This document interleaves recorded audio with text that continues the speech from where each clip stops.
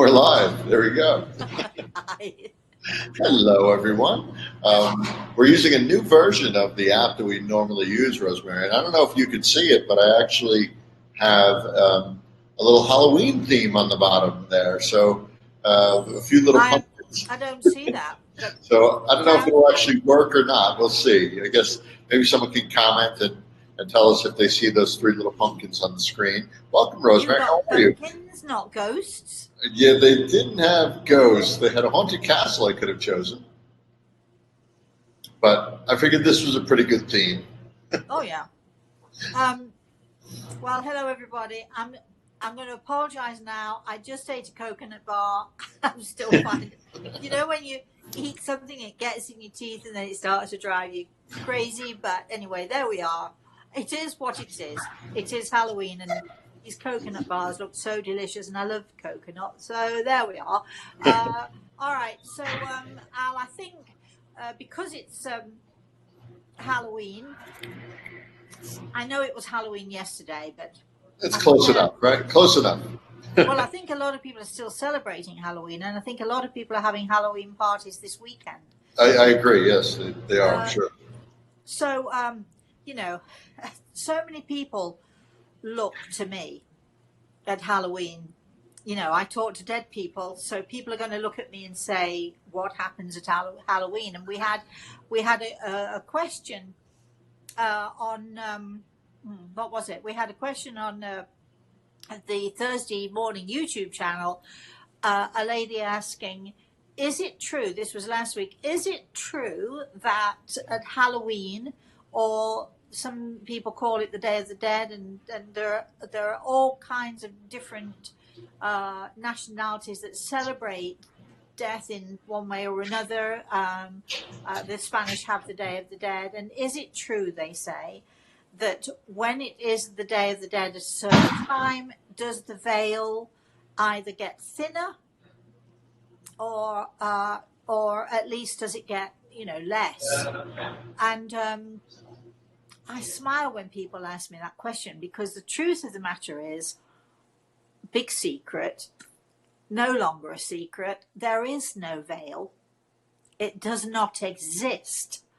The veil that people talk about is actually, when we sort of get worked up, or we get nervous, or we get anxious about something, or if we get too desperate, or if we get too emotional, that does something to our energy, and it is the thing that blocks out whatever might be going on up there in the spirit world. So it's not a question of them not being there, and then by them I mean the spirit world. It's not a question of them not being there. It's a question of us, and so there is no veil there.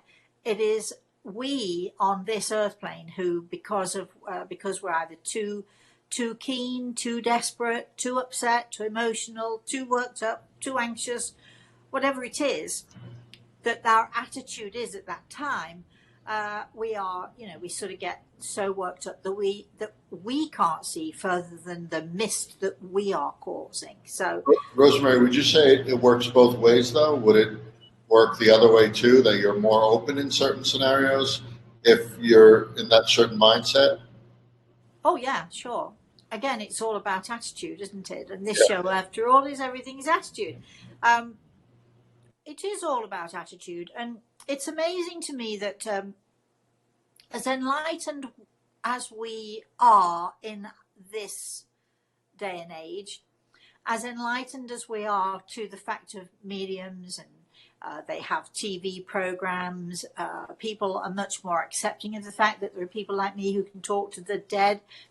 As far as being enlightened is concerned, it still amazes me that people get really nervous and worked up about it. And I'm going to briefly tell a little ghost story about 3 young men and a very, very old cottage. This cottage was several hundred years old, and over the period of time, this cottage had been renovated. It had been, sort of modernized a little bit, and sort of things that happened in the cottage. But it was a beautiful old cottage in a village, quite close actually to where I used to live in England. And there are no accidents. It had happened a few months before this story begins. It had happened that I was in a restaurant, and we were sort of the place was crowded, and so we were sitting next to another couple, started chatting, and this guy said to me, "Well, what do you do then?" And I said, "Oh, I talk to dead people." And we talked. He was curious. We talked a little bit about that. Never thought to say any more. We exchanged phone numbers. They were a very nice couple, and that, as far as I was concerned, was the end of that. But there are no accidents, all right? Several months went by, and I had a phone call from this guy. "Can you help me?" And I'm going to be brief about this. If you want to read the full story of this haunted cottage, you'll find it in the Eagle and the Rose. But it's a haunted cottage, and he told me his one of his sons had bought the cottage. The other son and his partner, who was no relation, but they really knew each other really well, used the cottage as an office, and they were what were they? They were some sort of design, people. They're artists and designers and so on. Anyway, one day, I'm sort of cutting right through this story. One day, the three boys went racing to the two boys' father.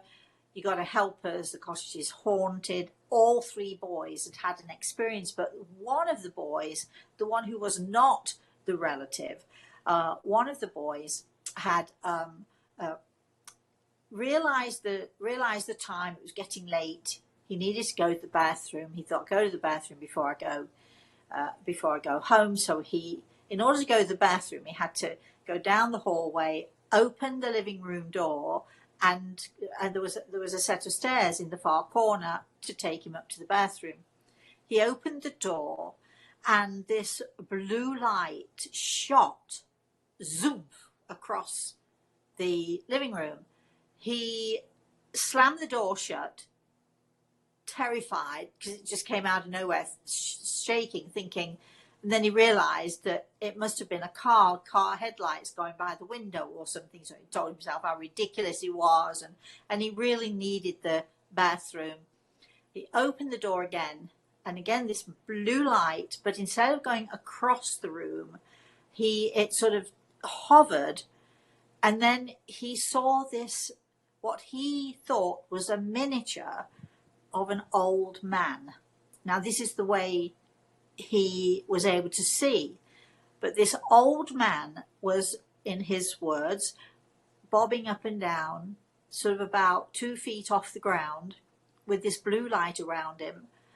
And he said he sort of froze. He froze in fear, literally froze in fear, staring at the old man, and the old man was staring back at him. He said it was so weird because although he could see the old man, he could actually also see the fireplace through the old man's stomach, because the old guy was sort of hovering in front of the fireplace. So even though he saw it as solid, he could still see the fireplace through him. And he stood frozen to the spot, absolutely terrified. The old man bobbed up and down, and all of a sudden went shh, like this, and flew up into the ceiling and disappeared. Bathroom forgotten, everything forgotten. This young man flies out of the door, races to the house of his partner and the brother who owned the cottage, and went into the house, shaking, trembling. "I'm never going to go back there again. I was terrified." Then it comes out that the older brother who owns the cottage, he's been in bed at night. He's had his feet tickled. He's had the bedclothes pulled off him. And his brother, he has felt that he's being followed every time he goes upstairs to the bathroom. It's almost as if somebody follows him down the stairs. So all of them now you know what it's like? Nobody says anything because nobody wants anyone to think they're crazy. But once one person starts to talk about it, everybody starts to talk about it. So the whole thing came out. At which point I got a phone call saying, "Can you help?" Now, as I've said, you can read the majority of this story in The Eagle and the Rose. However, I'll tell you a little bit more of it. I was asked to help. So I went along to this cottage. Now, remember, it's several hundred years old. It's England. You know, we have old. I mean, I know America, you know, you think in America, if it's 1700 and something, then it's really, really old. But we go back to, you know, 14, 15. We'll go back further than that, actually. But I think this cottage was somewhere around the 15th century, right? So anyway, I go to the cottage with a friend of mine. And we're standing in the kitchen. I introduce myself. These three guys, they're all tall, all handsome, all in their sort of early to mid-20s.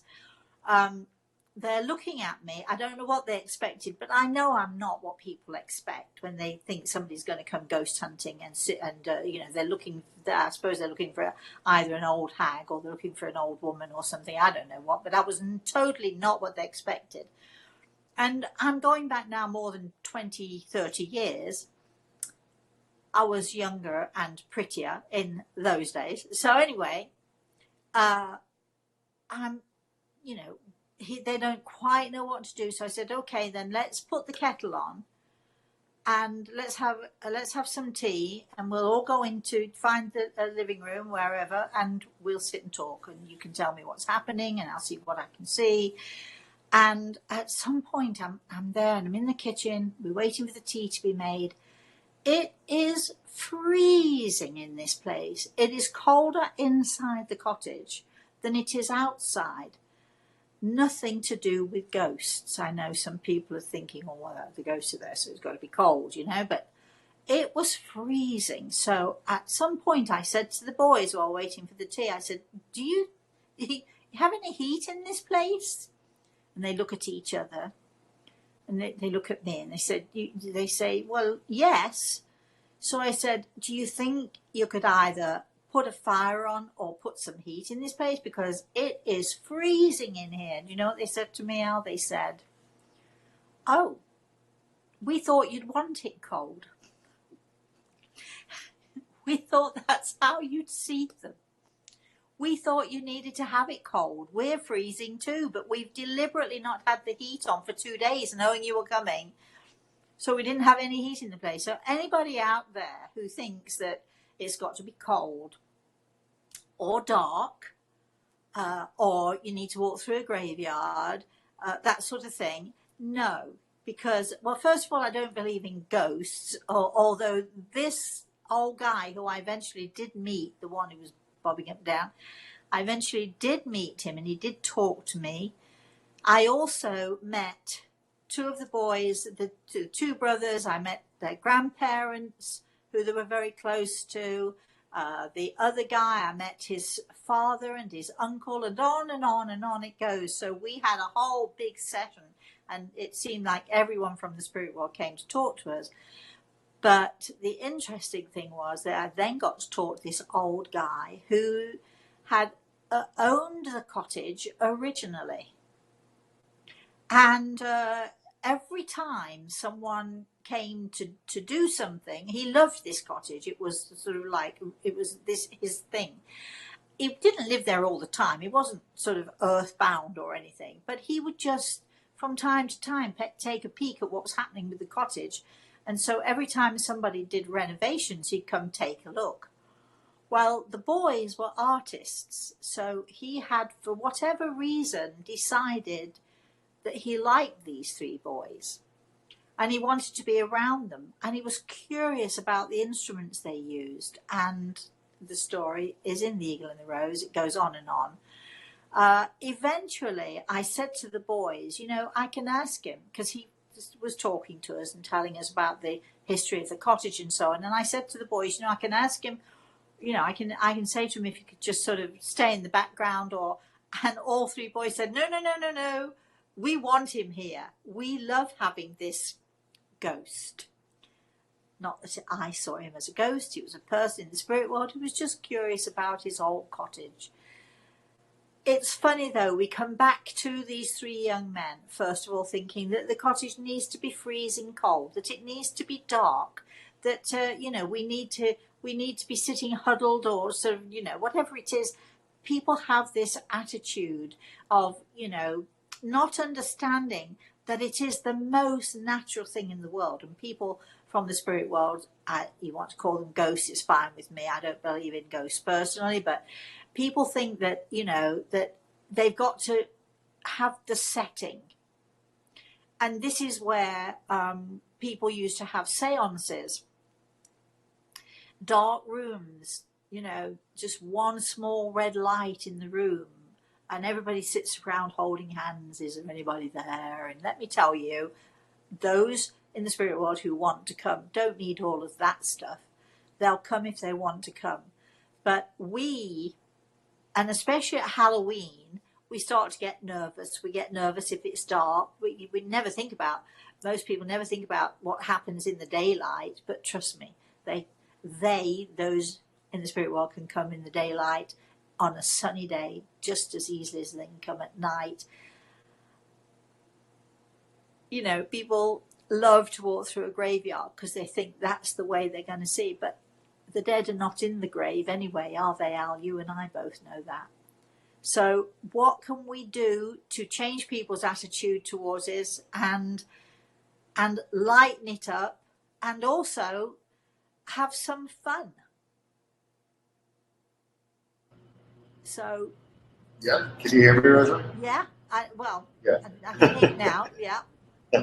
Um, yeah, I was intrigued listening to the story because I think most of the time, especially at Halloween, people's first reaction is to be taken aback and to be startled, and then a lot of times their second reaction is to close off because of the fear, right? Leave the house, run out of the house like the boys did, or whatever. And that whole aspect is really it's closing them off to what is possible. We all know, we both know, you have to be very careful too, right, with all of this stuff. But being open to what is possible and having an attitude of what is possible, and not looking at it automatically as, oh my God, these people are out to get me. What do these spirits want from me? I think that's because we're not taught any of that growing up, right? And we're not taught, like you mentioned, the three boys. They didn't say anything until each of them, it came out. And then everybody's like, wait, this happened to me, and this happened to me, and this happened to me. So I think our attitudes as a society, outwardly anyway, as a group, we tend to fear and close off of those situations. I mentioned offline before, in my house for the past probably close to a week, and I have all the smart lights and Alexa and all that, so it very well could be that. But we have had lights just coming on randomly, and it's happened more and more frequently. And the most frequent day was actually yesterday on Halloween, and I've been okay with it. My wife was a little jittery; she didn't know why it was happening. My oldest son Lucas was very jittery. He's like, "Dad, take all the smart lights out. Don't leave anything in here. I don't like the lights just going on like." I said, well, it could be one of two things. I said it could be the smart lights just malfunctioning, or it could be, as you know, my father died. It could be pop up saying hi. I said it could be a combination of those things. Like, just don't worry too much about it. Just embrace it and have fun with it, right? So, but even them, we're pretty open, and I'm pretty open about this stuff. But even my kids, their first reaction was, "Oh my God, get them all out! I don't know what's going on. The lights are coming on automatically for no reason whatsoever. Change out the lights. Do something to change it." I do understand people's reactions and people getting scared because, I can remember so often I would say to Grey Eagle, okay, come on, I want to see something. I want to really see something. Let's go here, let's see something. And then I go to bed at night and I'd say, I sort of snuggle down, always with the light on, never ever went to bed without the light on. And I would say, but not tonight.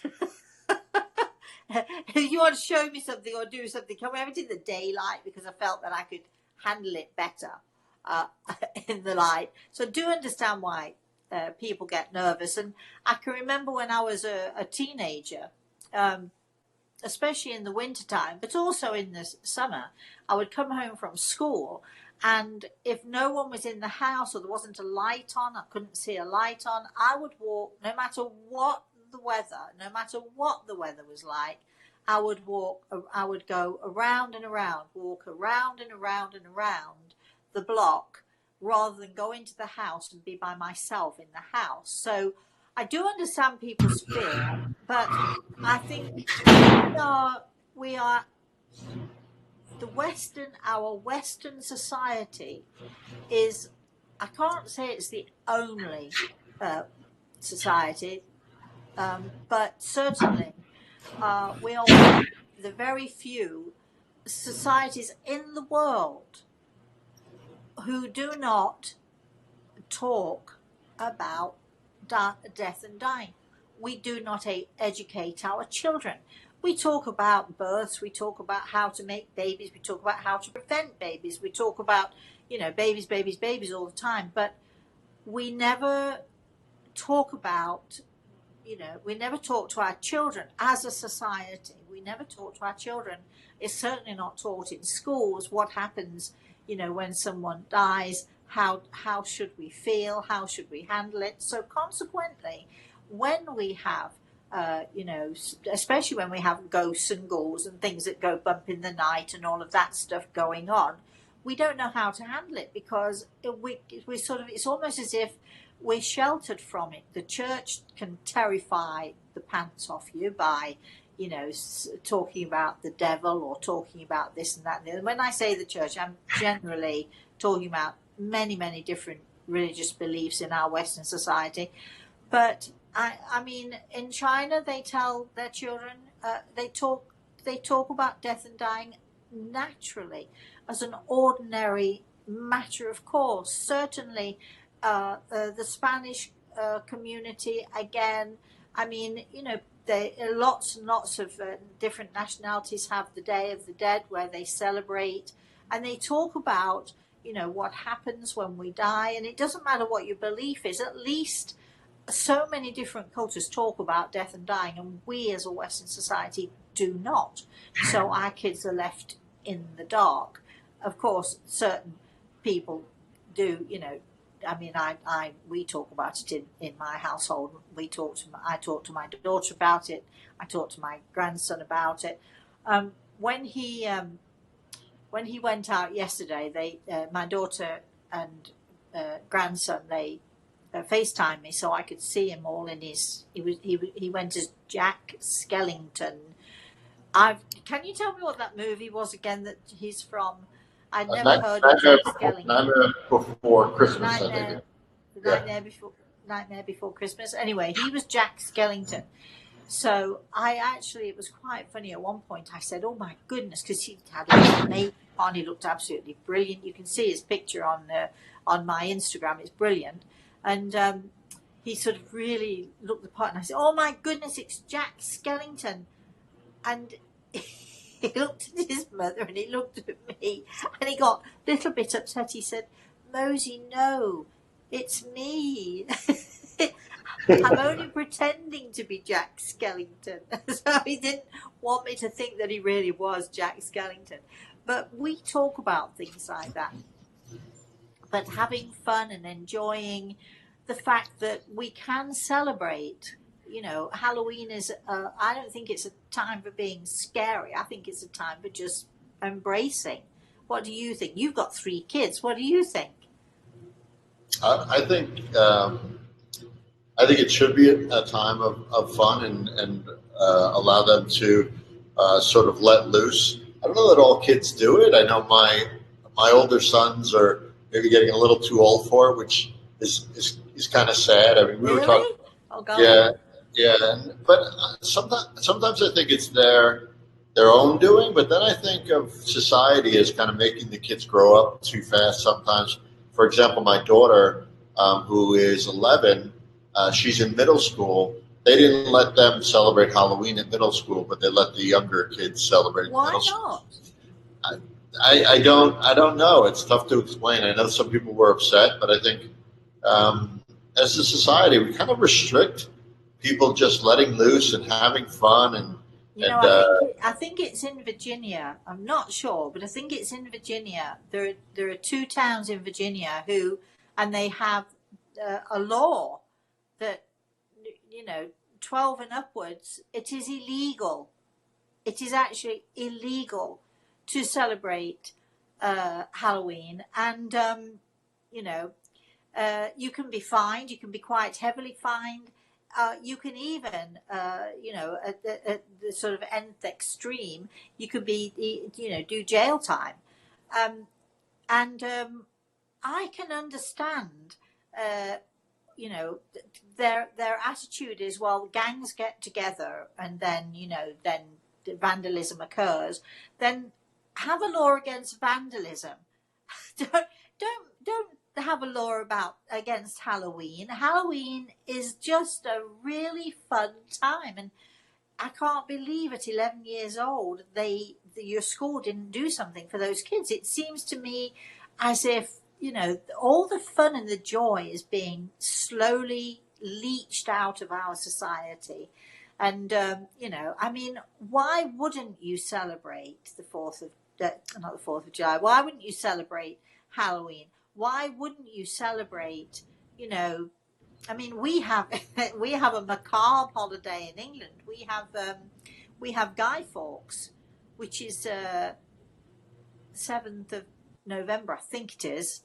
Please, anybody out there, correct me if I'm wrong. But and Guy Fawkes was a man who actually belonged to the court in England, and he and his cronies got together and they tried to blow up the Houses of Parliament. And the Houses of Parliament in England is where all the politicians sat, and all the country sat to to be ruled. So I don't know in which century it was, but it's a long time ago. Anyway, Guy Fawkes, they luckily failed to blow up the Houses of Parliament, and they were in fact caught. And poor Guy Fawkes really got it, and I think he was hung, drawn, and quartered. I have to really check on my history, but every single year since then, on that date, the people in England and Scotland and Wales, in Great Britain, I should say, the people of Great Britain celebrate. And we celebrate by making a huge bonfire. We then get a Guy Fawkes. A Guy Fawkes is an old sweater and a pair of pants, or we stuff them with newspaper or straw or whatever it is, And the kids all go out on street corners and say penny for the guy, and people give you pennies. And the idea of the pennies is that you can buy fireworks. And then, then the fire is lit, and poor Guy Fawkes sits on the top of the pile, and he's burned to death, and everybody's cheering. It's a very macabre holiday. And then they have fireworks and all of that stuff going on. But it's so much fun. It really is, if it's done properly and carefully, and the fireworks are, you make sure that everybody's safe. But it is so much fun. And does it matter so much that we celebrate this macabre holiday? Because it just is simply a time and a chance, an opportunity for people to, first of all, people in villages and small towns, they get together, they, communities get together, and they just have fun, and they meet, and we roast potatoes in the fire, and we do sausages, we do all sorts of things like that. It's just a fun night. Where did the joy go? What happened to that? Why are people trying to stop us from celebrating Halloween? Is there, and I would really love it if somebody were to come up with a really good reason why we should we allow our kids up to 9 or 10 years old to celebrate it. So it can't be that bad then, right? Right. You would think it'd be the other way around. If it was a horrible and macabre holiday, you would think you can only celebrate it once you're 12 years old and you're sort of more of an adult and you can reason it all out. Why are we stopping our 10, 11, 12, 13, 14, 15 year olds? Why are we stopping them? If you want a law against vandals, make the law against vandals, not I think, the holiday. yeah, I think it's probably a control thing um, overall. But for my daughter, the school justified it because parents complained and they want their kids to have fun and enjoy the holiday, Right. and they justified it by saying, well, there's a dance for them, Oh, uh, come on. a Halloween Halloween dance for them. I think either tonight or tomorrow that they could enjoy and express themselves. And I'm like, why is there a limit on the enjoyment that the kids I can have? know. Why can't they do First it of on both all, days? you're 11 years old now, so you can't go trick or treating. Yeah. I mean, when you're 11 and 12 and 13 and 14, you by no means a grown up. Right. And if you look at the kids trick or treating, in my neighborhood, yes, there are kids that get crazy with it, but those same kids will do it any time of the year. But if you look at like the energy and the joy that these kids are having, And it's usually a family thing, isn't it's a it? family thing. It's a very social thing, and then you're meeting. People are opening their doors to others and giving them candy, and it's just the whole thing. It's just a Yeah, really fun yeah. tradition that you wish happened more, not And just on Halloween. I know, and it's they make all these rules and regulations. Uh, what do they think that the parents are not adult enough, or what do they say? What are they thinking? It should be the parents who decide these things. It's almost as if things are being taken out of our hands without us even knowing about it. It's sort of like almost like the beginning of a dictatorship. I know that might sound a little bit extreme to say it, but since when can anybody tell me that I can't take my 12-year-old kid trick or treating? Because I'm going to take the kid trick or treating. And if you're going to lock him up, take me too. Because it's almost like it's what do they call it? It's we have rights. What happened to the Constitution? Do they actually think that the majority of parents are dumb enough to what?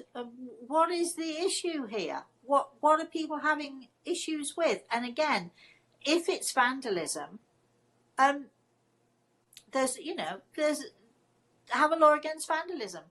By all means, set a curfew if you're in an area where there are older people. By all means, have a curfew on kids. You can't go into this area after 9 o'clock at night or what have you.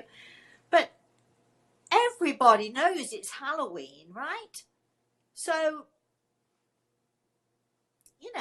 it's one night in the year. Turn your lights off if you don't want people coming knocking at your door.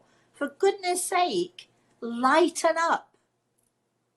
Yeah, yeah. I mean, if and that's a product of really everything in life, right? That people need to lighten up. There was a book out years ago, "Don't Sweat the Small Stuff." Yeah. It was immensely popular, and sometimes I'm surprised that it was that popular that it took a book to Yeah, hello. people to not sweat the small stuff Well, and what a great, essentially but what lighten a up, great right? attitude, Yeah, right? That is exactly. the attitude. Find the joy wherever you can and celebrate wherever you can. Take the opportunity to be with your neighbors, with friends. Encourage your children to mingle with other kids, and just find, for goodness sake, find the joy in it. And I know there are some people who think that Halloween is not the small stuff. Uh, I mean, I'm not laughing really, but we had somebody in the area who thought it would be fun. They put all these dolls on the lawn, sort of representing dead babies, and it was a bit extreme. It's Halloween. They thought it was just fun, and the neighbours were, "What shall we do? Shall we complain? Shall we call to this?" It is for one night. take a look at the person's, you know, reasons why. Did they mean to offend? Give people the benefit of the doubt. Were they just thinking that it was funny? We might not find it funny, but, you know, everybody finds fun and everybody finds joy in their own way. And as long as it is not damaging you or anyone close to you, and if it is, then that's a whole different thing. But our society, it's almost as if very, very slowly and very, you know, surreptitiously, almost sneakily, we are being suppressed. The idea that a parent can't decide if his 13-year-old son or daughter can go trick-or-treating or not, don't you find there's something wrong with that? It's almost like people, we have limits on love and friendship, and there's not. But I think it's like, hey, don't go too crazy, don't have too much fun. Like, you hear that sentiment, I think, is more and more prevalent. Yeah. And why do we have that sentiment? It makes no sense. Have as much joy as you can have without harming others or putting yourself in danger, of course. But have as much fun. These people who are making the rules and regulations, they can claim all they like that they're trying to protect their community or they're trying to protect people. We are grown-ups, aren't we? Those of us who are parents. I know not every parent is a good parent, but come on, we are grown-ups. We can decide if our 13-year-old or 14-year-old goes out with our 6-year-old to trick or treat. It's a family event. I think it has a negative effect because when you suppress that joy, when you suppress that happiness, when you restrict so much, my daughter was upset. She wanted nothing more. She loves Halloween, and she wanted nothing more to go to school and have fun with her friends on Halloween, and she had to wait to school and get dressed up and do all that fun stuff that she did in elementary school not a year ago. So and why would they say no? You can't do it. Why would they say that? Control thing, yeah. They're just. It is, but they're making judgments on what's best for the kids too. It's a good thing I'm not a parent at your kid's school, because I'd have just gone down there and said, I don't know what's going on here, but if I want to put my kid in a Halloween costume today, that's what I'm going to do. Well, I did put my kid in Halloween. I was bad. I let her go in.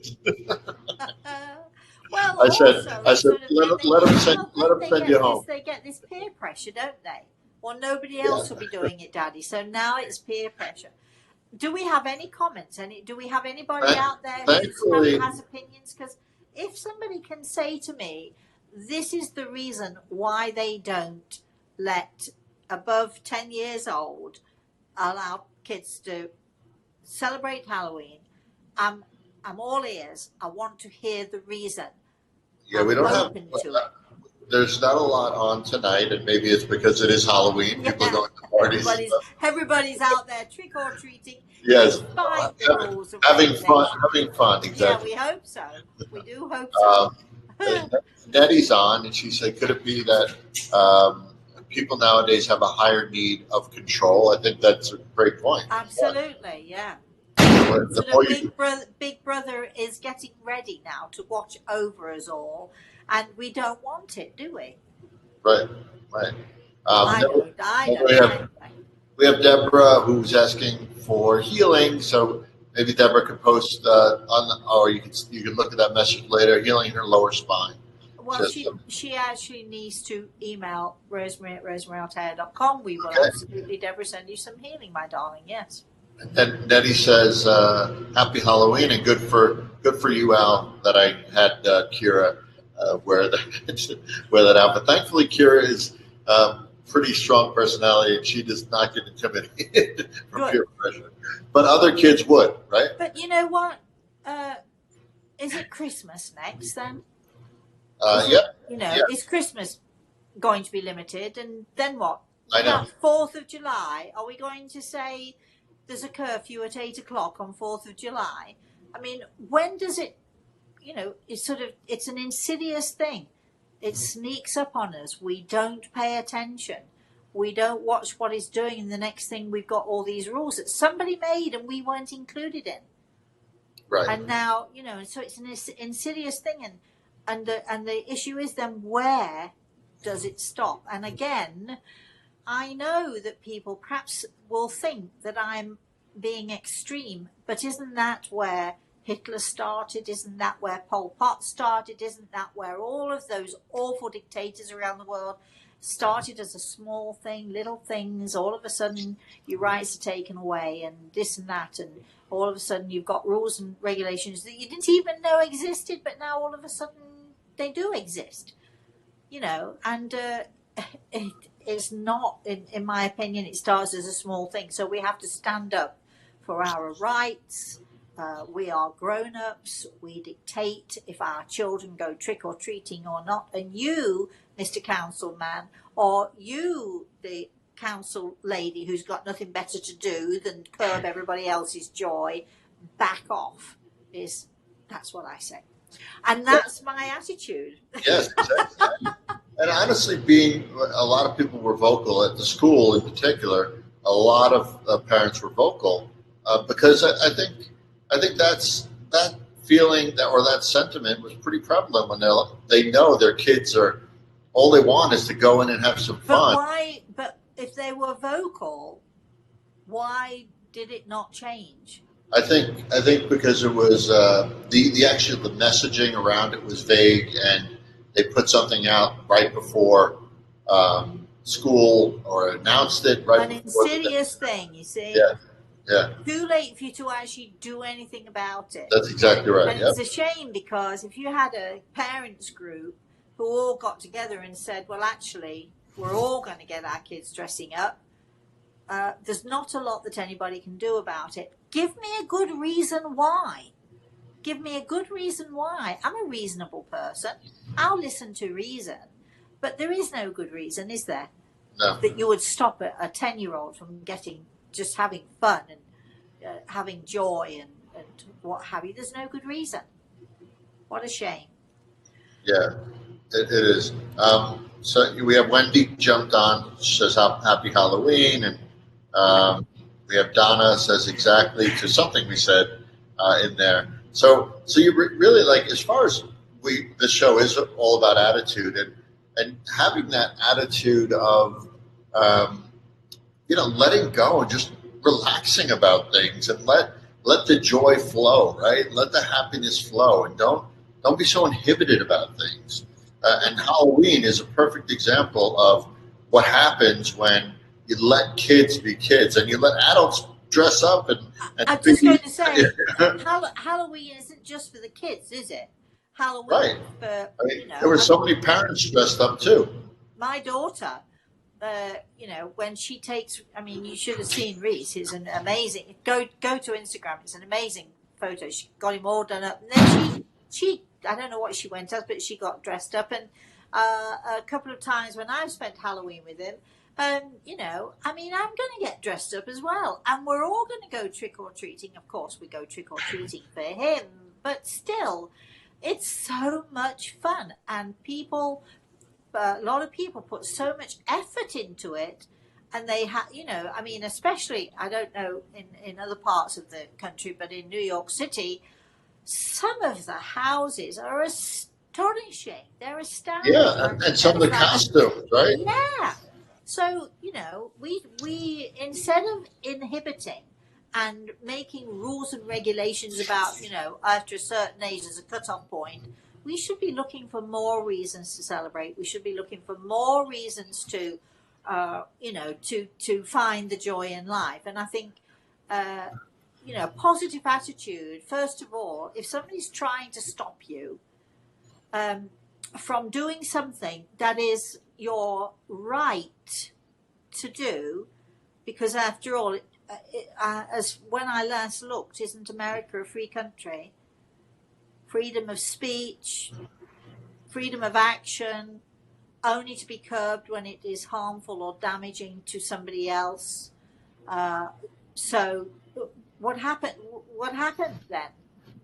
because I would be, if I were, I'm a grandmother, I would be, sort of going to my councilman and I would be saying, this is unconstitutional. So the attitude that I'm portraying is sometimes it is important for us. Sometimes there are things that are worth fighting for. And we're talking about, I know, again, it sounds extreme, but it's our right. Right. It's our right to celebrate. It's our right to allow our children to celebrate. It's harmless. It is a harmless activity that kids and parents alike have fun with, and it should be, we should be protecting it. Yeah, and it's not. I mean, it is harmless, but it's the collective joy that happens on with all these kids running around and parents running around in costumes, and the whole neighborhood is having and the fun. cutting out of the pumpkins. Yeah, everything. All that stuff that goes on beforehand. Yeah, so it's like you not only by quelling that, you're not just like coming from like a normal line. You're quelling all that joy and bringing it all the way back underneath to the lowest common denominator. Right. You're sort of encouraging your children to lighten up and to have fun. In the meantime, as you're encouraging them to have fun, you're having fun.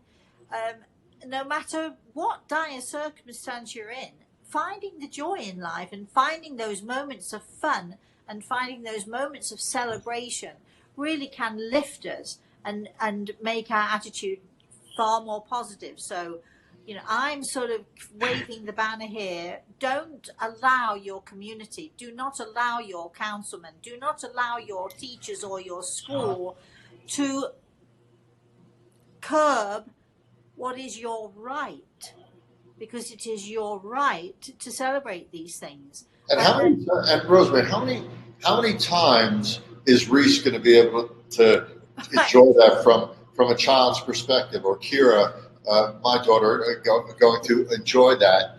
But it's not just curbing the kids' joy, is it? It's curbing our fun as well. Yeah, exactly. I shan't have it. I'll be the first on the steps saying, hey, what about, this is a free country. These are our rights. It's not as if when kids get dressed up at 10 or 12 years old that they're going to automatically then disrupt the entire school.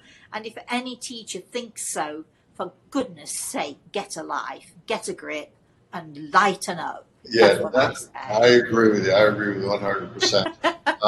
I do have to jump. It's a little early, Rosemary, but I do have to jump. All right. Well, I think we've made our position quite clear. And you have the whole weekend still to enjoy and celebrate, yes, right? Yeah, a lot of people are having Halloween parties. But what I would say to everybody, take this positive attitude. Be prepared for next year. Those of you who are in towns and cities where this is curbing going on, form groups. It's not a small thing. It's an insidious thing. Big Brother is, sort of like, you look at all the dictators. It started with something small. It started with the Jews. They've got to wear a badge. If you're Jewish, you've got to wear a band. If you small, little things that then all of a sudden, before you know it, you've got a dictatorship, and all of a sudden you've got towns saying it's 12 years old is the cutoff point. You can't trick or treat. Get a grip, get a life, and stop trying to dictate to the rest of us how we should live. It is a free country.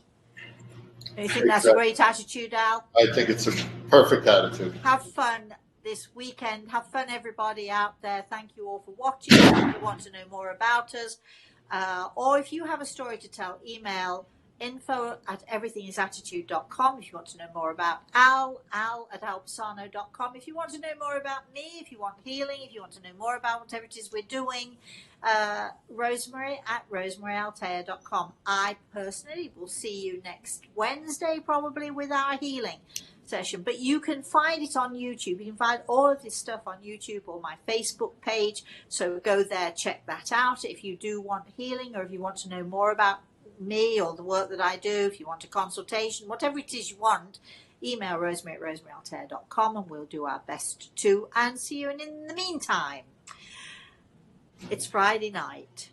Everybody's getting ready to party. We hope, anyway. I'm actually getting ready to put my feet up and read a really good book. Other than that, I'm all set. I've been out from early morning. I'm all set for the rest of the day.